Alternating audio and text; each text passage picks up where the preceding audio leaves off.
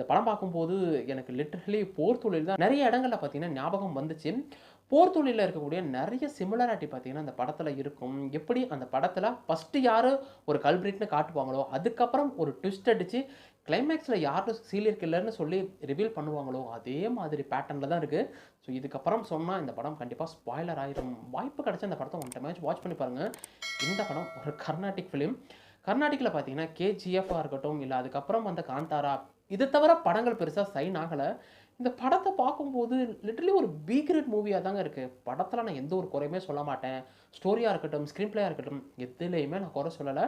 ஆனா படத்தோட மேக்கிங் பார்க்கும்போது அங்கங்க சின்னதா பி கிரேட் மூவி பார்க்குற மாரி இருந்துச்சு. நெறைய இடங்கள்ல ஹீரோ இன்வெஸ்டிகேஷனுக்கு போகும்போது, சுத்தி இருக்கவங்கலாம் பெரிய வேடிக்கை பார்த்துக்கிட்டு இருக்காங்க. ஒரு எப்படி ஷூட்டிங் பார்த்தா வேடிக்கை பார்ப்பாங்க. அந்த மாரி இருக்கு. நமக்கு அப்பட்டமா தெரியுது ஷூட்டிங் தான் பார்க்குறாங்கன்னு சொல்ட்டு. ஸோ இதுலேருந்தே உங்களுக்கு தெரியும் அந்த கர்நாடகா இண்டஸ்ட்ரி